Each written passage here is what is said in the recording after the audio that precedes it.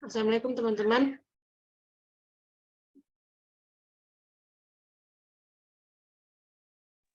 Waalaikumsalam warahmatullahi wabarakatuh. Waalaikumsalam warahmatullahi wabarakatuh. Boleh langsung dimulai ya. Kita lanjutkan materi yang tadi. Saya serahkan kepada Elsa Nawati. Terima kasih.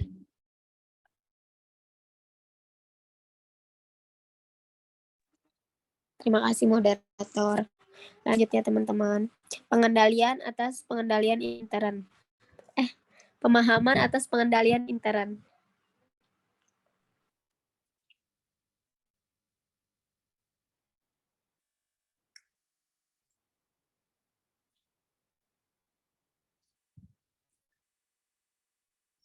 Dika nge-lag Kak?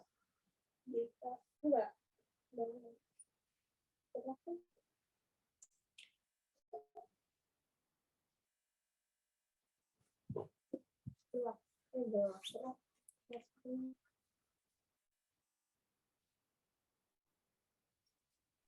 Boleh dilanjut?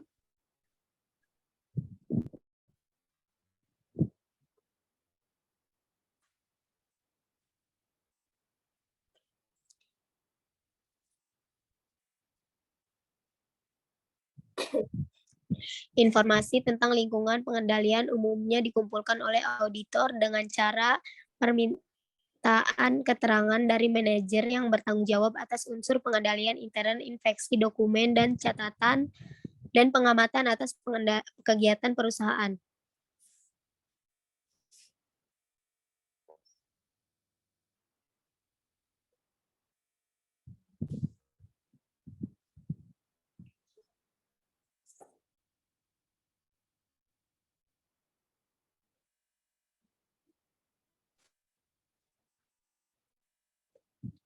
Di samping itu, auditor juga harus mengumpulkan informasi tentang respon manajemen terhadap perubahan keadaan baik intern maupun ekstern, dan pengaruhnya pada risiko pengendalian.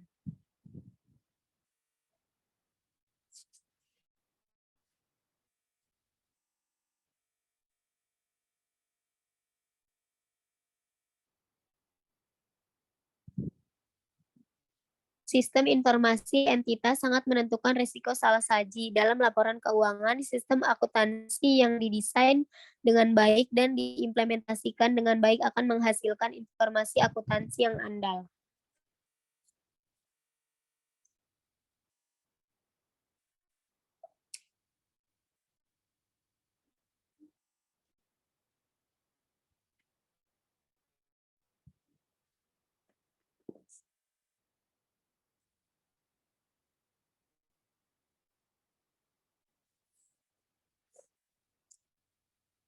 Informasi tentang aktivitas pengendalian umumnya diperoleh auditor bersamaan dengan pengumpulan informasi mengenai lingkungan pengendalian dan aktivitas pengendalian.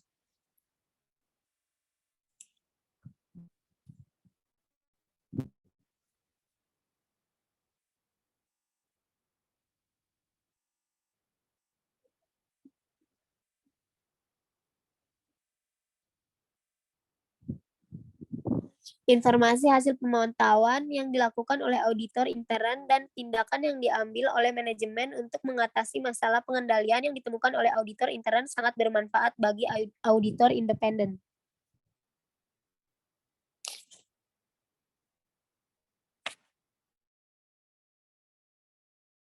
Pemahaman dan pemantauan.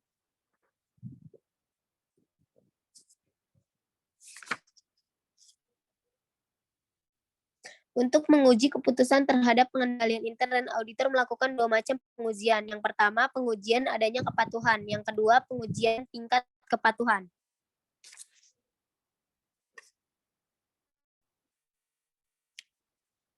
Untuk menentukan apakah informasi mengenai pengendalian yang dikumpulkan oleh auditor benar-benar ada, auditor melakukan dua macam pengujian. A. Pengujian transaksi dengan cara mengikuti pelaksanaan transaksi tertentu. B. Pengujian transaksi tertentu yang telah terjadi dan telah dicatat.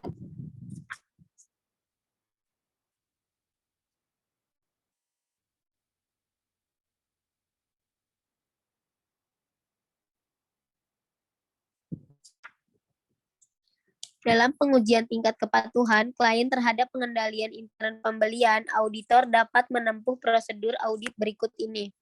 A. Mengambil sampel bukti kas, masuk dan memeriksa kelengkapan dokumen pendukungnya atau surat order pembelian, laporan penerimaan barang, dan faktur dari pemasok. Serta tanda tangan pejabat yang berwenang baik dalam bukti kas keluar maupun dokumen pendukungnya. Tujuan pengujian ini adalah untuk mendapatkan kepastian transaksi pembelian telah diotoritas oleh pejabat-pejabat yang berwenang. B. Melaksanakan pengujian bertujuan ganda yang merupakan kombinasi antara pengujian yang tujuannya untuk menilai efektivitas pengendalian intern atau pengujian pengendalian, dan pengujian yang tujuannya menilai kewajaran informasi yang disajikan dalam laporan keuangan atau pengujian substansif.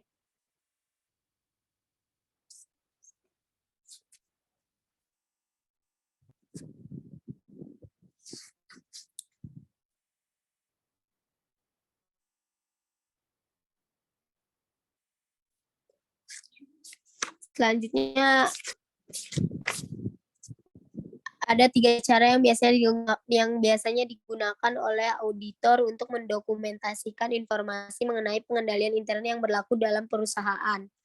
Yang pertama, kuesioner pengendalian intern baku, yang kedua uraian tertulis, dan yang ketiga bagan air sistem.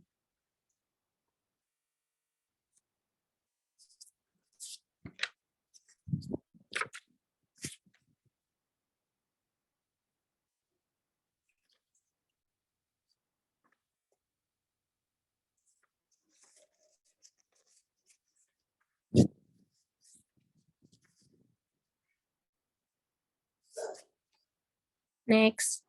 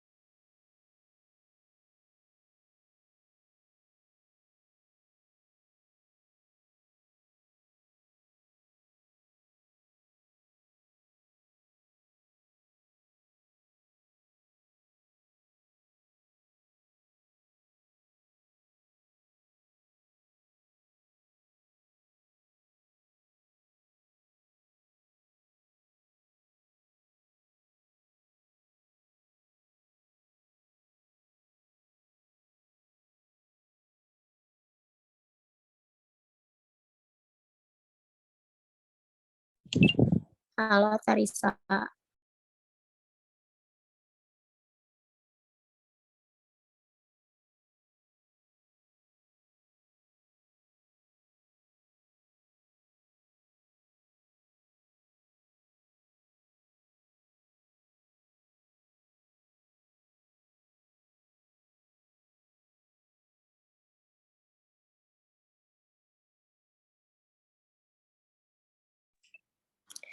Selanjutnya simbol untuk pembuatan bagan alir. Berikut ini adalah contoh simbol-simbol baku dengan maknanya masing-masing yang umumnya digunakan oleh auditor untuk membuat bagan alir guna menggambarkan sistem akuntansi tersebut tertentu. Teman-teman bisa lihat itu beberapa gambarnya. Kalau lebih jelas lagi bisa dibuka buku auditingnya, ada di halaman 204. Di situ ada gambar dan penjelasannya. Terima kasih. Selanjutnya saya kembalikan kepada moderator.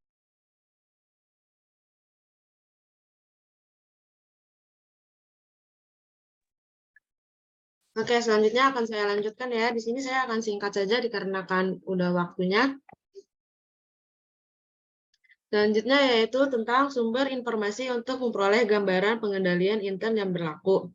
Jadi sumber informasi yang digunakan oleh auditor dalam melakukan studi terhadap pengendalian intern lainnya adalah yang pertama yaitu dari bagian organisasi dan deskripsi jabatan perusahaan tersebut yang diaudit oleh auditornya. Selanjutnya yaitu dari buku pedoman akun.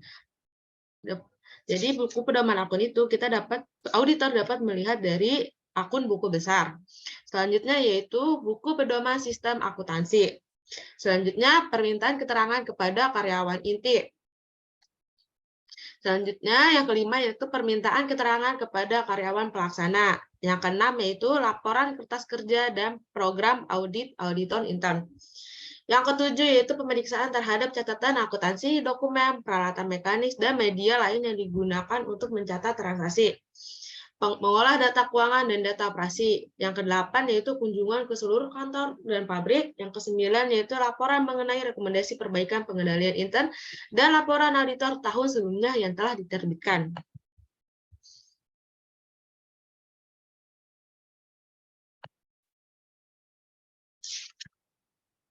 Selanjutnya yaitu hasil pemahaman terhadap pengendalian intern. Dari hasil pemahaman auditor atas pengendalian intern dicantumkan dalam suatu kertas kerja yang berisi kelemahan dan kekuatan pengendalian intern klien. Pengaruh kelemahan dan kekuatan pengendalian intern tersebut terhadap luas prosedur audit yang akan dilaksanakan dan rekomendasi yang ditunjukkan kepada klien untuk memperbaiki bagian-bagian yang lemah dalam pengendalian intern. Contohnya di sini ada pada halaman 212 di buku auditing. Selanjutnya yaitu yang terakhir tentang audit intern atau internal auditing. Di SA seksi 322, pertimbangan auditor atas fungsi audit intern dalam audit atas laporan keuangan memberikan panduan bagi auditor independen dalam mempertimbangkan pekerjaan auditor intern dan dalam menggunakan pekerjaan auditor intern untuk membantu pelaksanaan audit atas laporan keuangan klien. Yang pertama yaitu perolehan pemahaman tentang fungsi audit intern. Tanggung jawab penting fungsi audit intern adalah untuk memantau kinerja pengendalian intern entitas. Pada waktu auditor berusaha memahami pengendalian intern, ia harus berusaha memahami fungsi audit intern untuk mengidentifikasi aktivitas audit intern yang relevan dengan perencanaan audit. Di lingkup prosedur yang diperlukan untuk memahami bervariasi tergantung atas sifat aktivitas audit intern tersebut.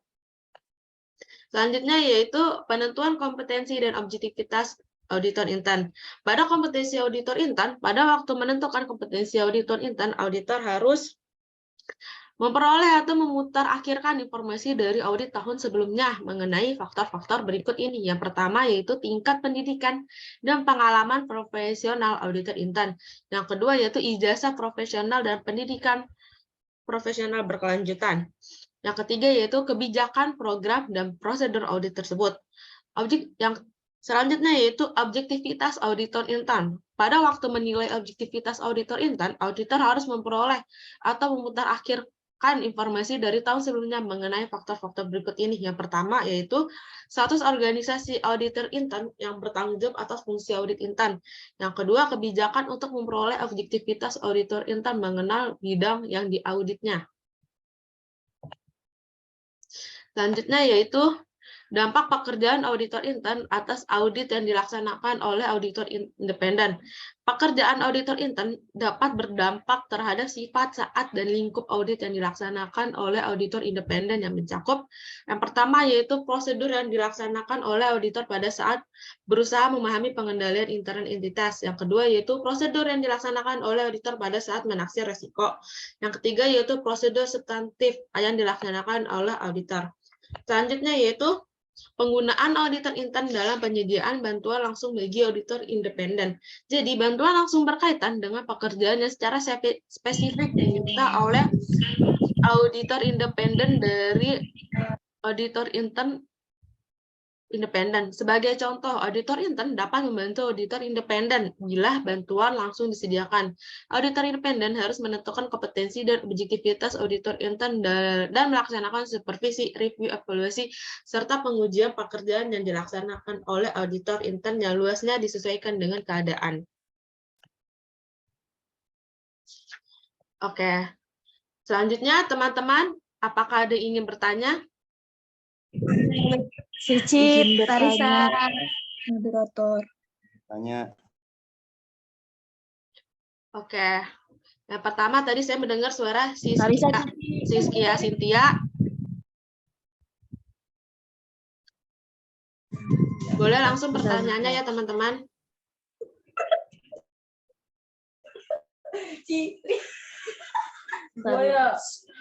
Oke, teman-teman boleh langsung ya. Tarisa izin bertanya. Ya, Dalam suatu perusahaan terjadi sabotase atau penyalahgunaan dalam sistem pengendalian.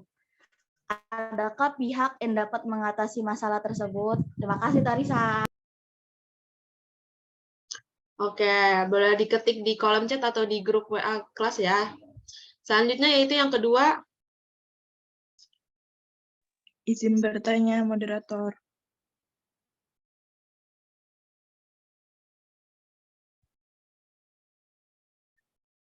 Halo, iya.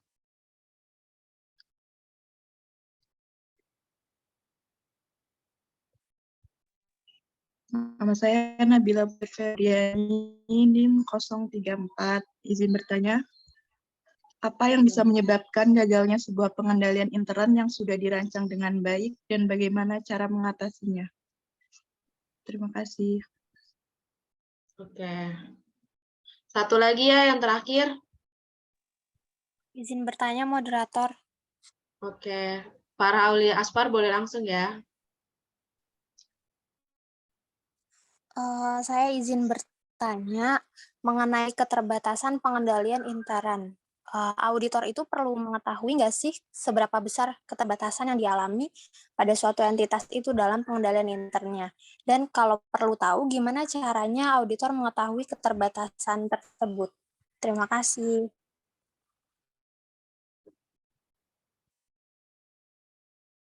Oke, kita tampung sebentar ya teman-teman.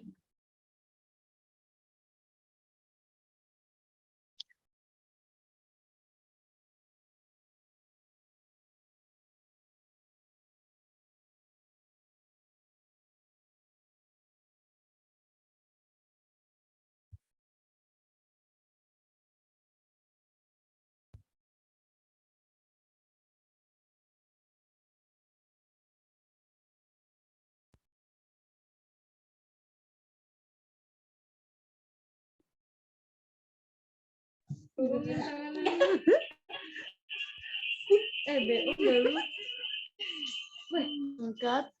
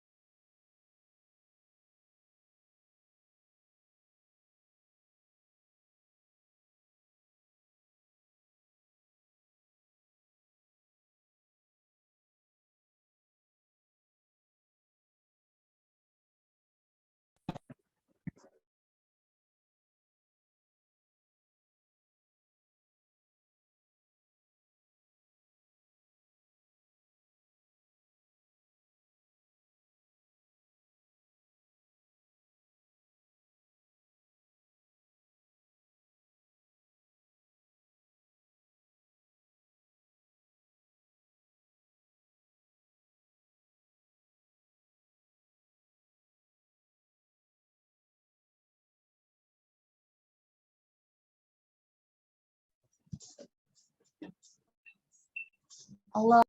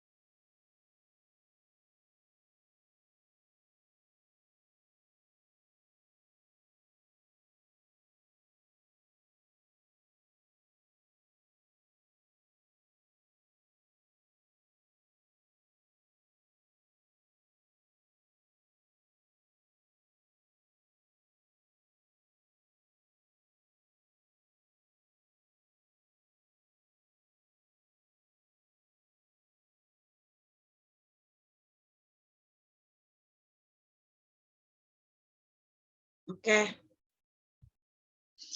Saya Tarisa Sajida dengan NIM 2014-20012. Di sini saya akan menjawab pertanyaan para Aulia Asfar. Jadi pertanyaannya yaitu, perlukah seorang auditor mengetahui seberapa besar keterbatasan dalam pengendalian intern suatu entitas? Nah, jika iya, maka bagaimana cara auditor mengetahui hal tersebut? Menurut saya, seorang auditor itu harus mengetahui seberapa besar keterbatasan dalam pengendalian intern suatu entitas. Nah, bagaimana caranya itu? Jadi seorang auditor itu dapat mengetahui informasi-informasi untuk memperoleh gambaran pengendalian intern yang berlaku. Caranya itu yang pertama, seorang auditor dapat mengetahui dari buku pedoman akun atau buku pedoman akun buku besar perusahaan. Selanjutnya itu buku pedoman sistem akuntansi, permintaan keterangan kepada karyawan inti dan karyawan pelaksana, laporan kertas kerja dan program audit auditor intern, pemeriksaan terhadap catatan akuntansi, dokumen, peralatan mekanis, dan media lain yang digunakan untuk mencatat transaksi, mengolah data keuangan dan data operasi, kunjungan ke seluruh kantor dan pabrik, dan yang terakhir yaitu laporan mengenai rekomendasi perbaikan pengendalian intern dan laporan auditor tahun sebelumnya yang telah digunakan. Bagaimana?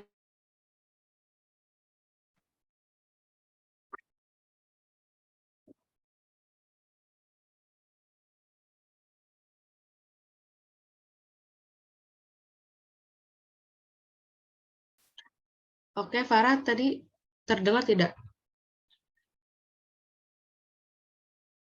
Boleh diulang bagian cara mengetahuinya?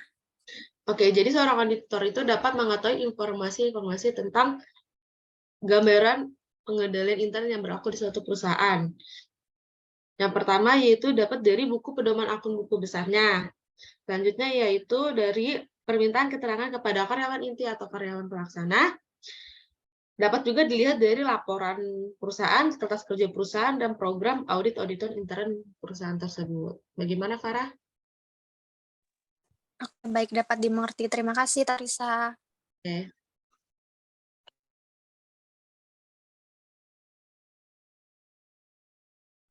Aduh.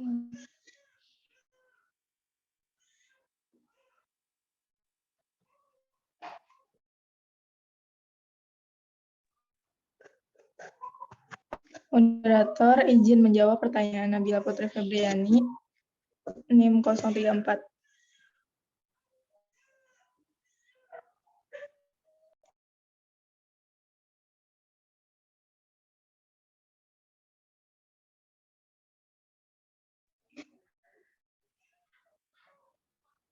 Pertanyaannya, apa yang bisa menyebabkan gagalnya sebuah pengendalian intern yang sudah dirancang dengan baik dan bagaimana cara mengatasinya?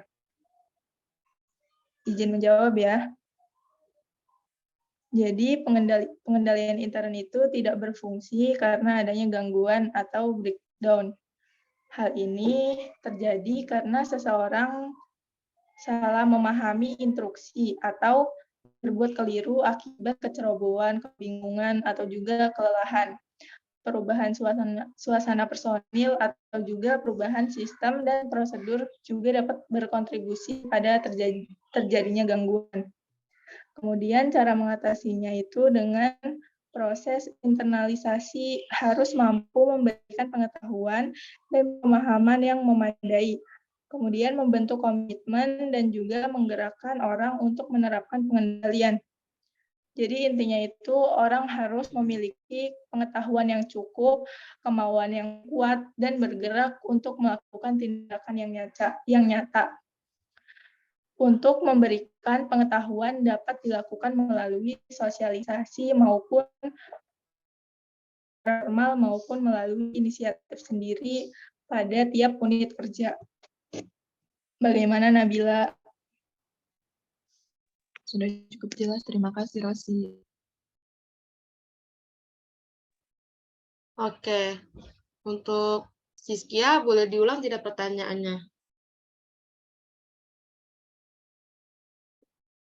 Atau ada pertanyaan lain?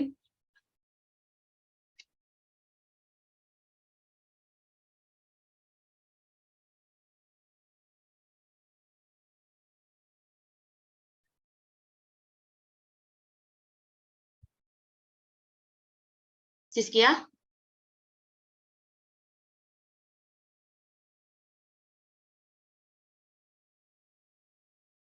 Sepertinya Iya, baik Tarisa. Terima kasih. Sepertinya gangguan jaringan ya. Untuk teman-teman, apakah ada yang ingin bertanya lagi?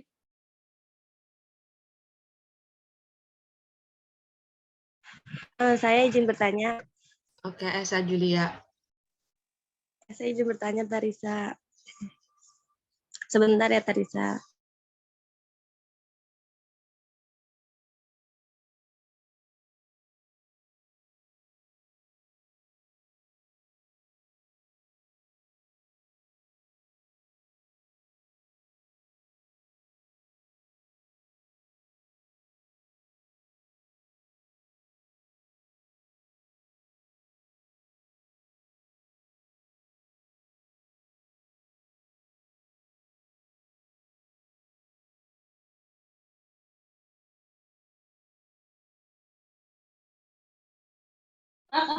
Izin bertanya.